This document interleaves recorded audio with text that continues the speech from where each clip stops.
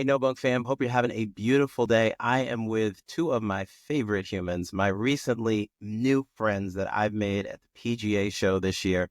We have Andy and Hannah of Johan, the brand that if you don't know, now you know. And we're going to be talking about it today, not only the story of the brand, but also how these two lovebirds met so long ago and have stayed together for so long. So, Andy and Hannah, how are you doing today? Good. How are you? Hey JJ, there. Thanks for having us. Thanks for coming. Thanks for coming. As you know, I'm getting over a sickness, so I'm in good health. I'm back in the land of the living, and I'm so excited to talk to you. And the first thing I'd love for you to do is tell the good folks about the story of how you met. That old story? No. I mean, it is kind of pretty interesting. Well, both of our families, we did grow up in Hawaii.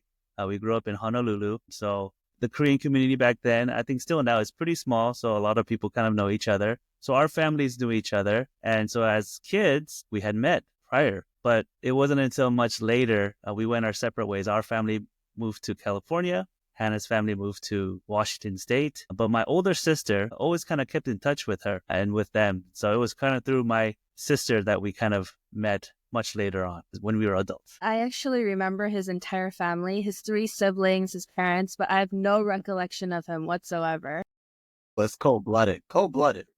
So I was like, what? There's a fourth on? Totally baffled. Yeah, we actually have a picture of us like as kids and like other family friends, when they see two babies, they make them hold hands. We have a picture of us like that. I think we were like 4 or 5 or something. Wow. Well, it's like that, what was that show? Family Matters. You had Steve Urkel and Laura Winslow. You wore her down, and Yeah, now you have the prize of being able 20 to be plus years. together.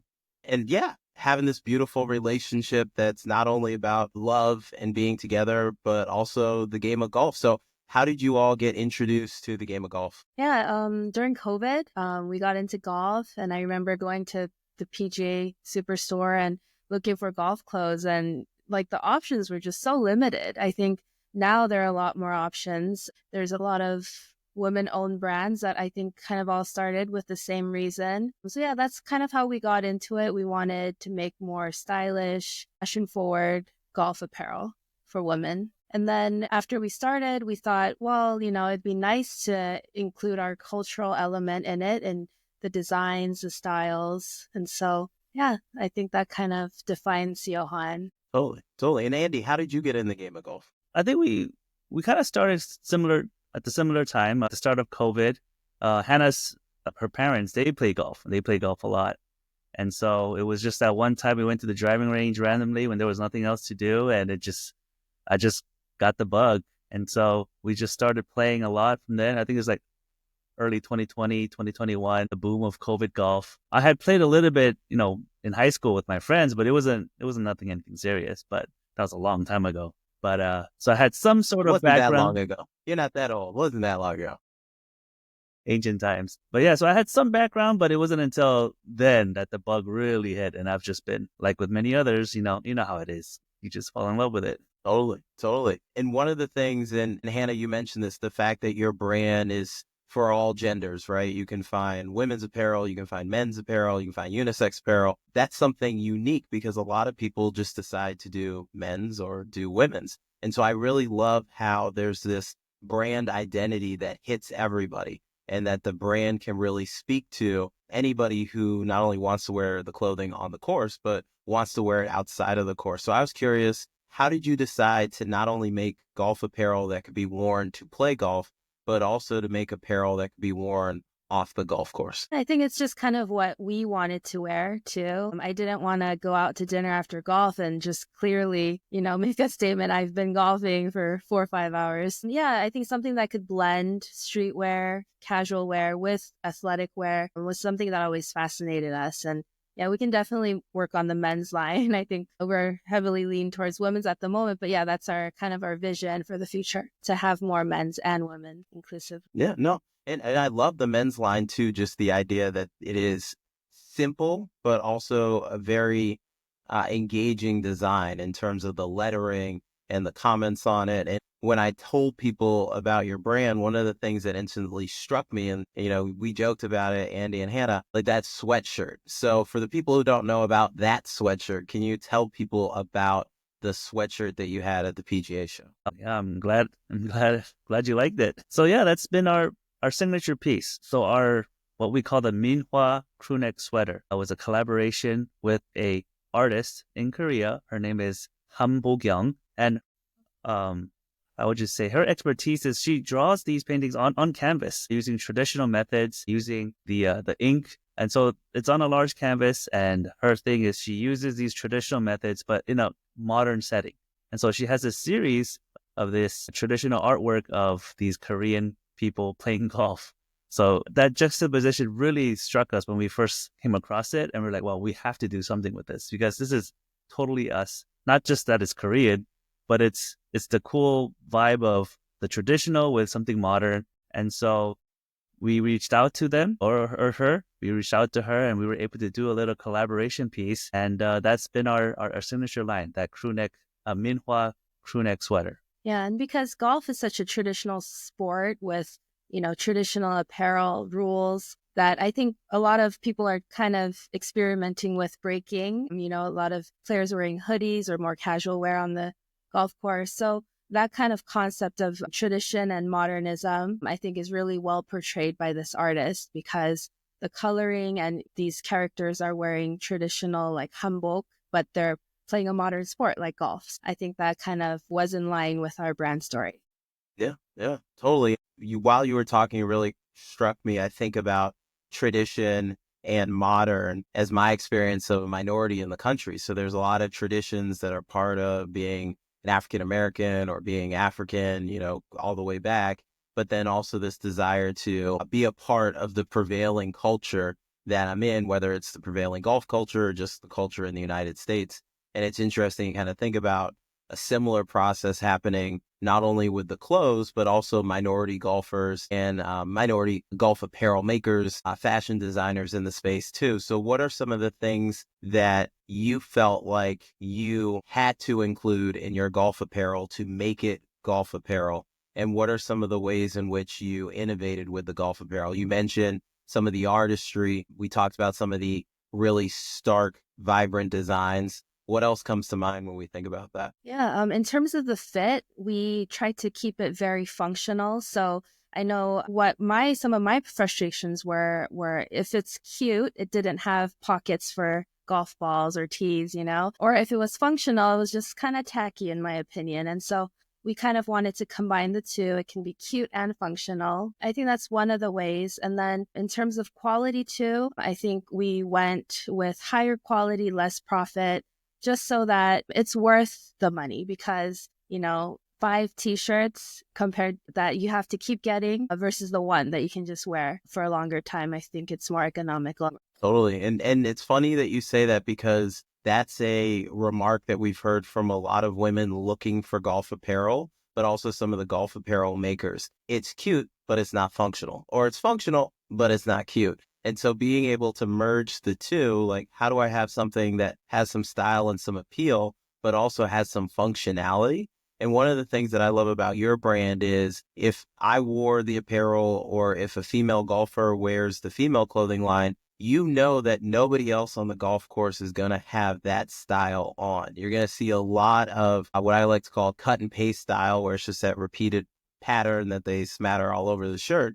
But to be able to walk in with something that's distinctive, that has a certain flavor and that can match your personality on the golf course, so that whether you're a minority or not, you can be seen, and you can be seen in a way that you are the person who is determining how you're being seen by your style. And I think brands like yours and brands who really lean into how can we make ourselves distinct? How can we make the person wearing the clothes distinct when they're on the course? I think it's a really beautiful thing. And then you talk about the quality. So I'm wearing one of the shirts right now, and this is a thick t-shirt. And so I know that I can wash it several times and it's not going to shrink on me, particularly having not a toddler anymore, but a 6.5-year-old at home. He tends to spill things on me, sometimes by accident, most of the time on purpose. So it's good to always have a durable shirt. But Andy, I was going to talk to you about this. I know y'all live out in the LA area and in the surrounding area. I've heard a lot about how challenging it is to find tee times out in LA on the public golf courses. So I was curious to hear your experiences with that. I think there was a pretty well-known news article a few months back, maybe last year, about these group of tee time brokers that are hogging up all the LA tee times, and so there was a change implemented because of that. But being in Southern California, we're famously known to have pretty good weather year round. Golf, you can golf right now. I know some people in the East Coast, having some snowstorms, but here it was a beautiful, almost 75 degrees, sunny, so you could golf even right now. So in terms of getting tee times, you can always find tee times. The game of golf has just grown exponentially, obviously, within the past few years. So you just gotta kind of buckle up. Sometimes it's a 5-hour round, but what can you do? Totally, totally. And Hannah, he was talking about how the game of golf has grown because there's new people entering the game. When y'all entered the game around COVID, what were some of the things that you experienced as new golfers that encouraged you to continue to play golf? And what were some of the things you encountered as new golfers that you felt like brought friction to playing golf or made you feel like, well, is this sport really for me? Do people really want me in this game? Yeah, I mean, I thought I was very intimidated at first. I didn't know the rules, I didn't know the timing of everything, but I found that people are very understanding, like even if I pick up a ball because I want to save time, they'll say, no, just play. Like you're here, you paid, like this is your sport as much as anyone else. So even if you're a learner, I think it's very beginner friendly. But at the same time, I feel like after I played a little bit and I see other people, it's like, hurry up, So, I mean, there are lines, I think, but overall, yeah, I think whether you're a beginner or experienced, it's a very welcoming sport for sure. Totally. And Andy, for you, now that you are a seasoned golfer and you're in the game and you kind of know how to do the things that you want to do, you can play around and not feel like you're going to slow people down. What has it been like for you to introduce other people to the game? And has there been a favorite person or a favorite instance of taking a beginner golfer out on the course and exposing them to the game of golf and feeling like you just got somebody hooked into this great game? That's so funny you say that. I don't know. I'm sure other people can feel the same way, but when you have a good friend of yours that kind of expresses interest, you just drop everything and say, all right, let's go to the driving range. You can use my old set. Don't buy anything. We'll go together. Oh, it's just so fun. And to have, a good friend of yours get interested. Oh, that's one of the best feelings in the world. And you just kind of help them along. I kind of jokingly say, in terms of my golf skill, I jokingly say out of all the golf apparel brands out there, I might be the worst skilled golfer that is involved in the golf space. But I love it. That's the beauty of the sport, whether you're a 2 handicap or a plus 20 handicap like me, there's room for everybody. But it's once you get the bug, you have the bug. It's hard to explain. You just love it.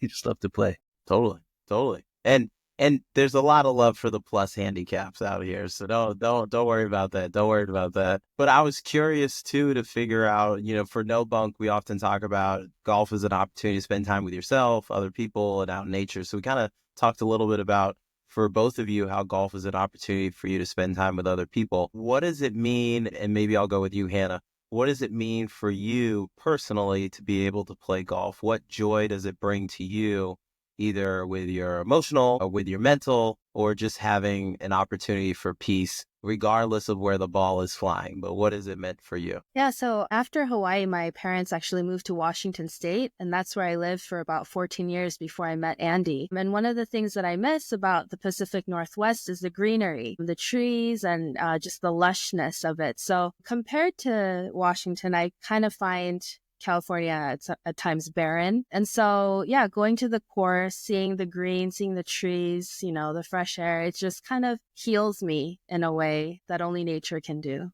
And to add to that too, we talked about how her parents love to play the game of golf. Very regularly, we play as a foursome. So us two, them two, and it's just nice to spend time together.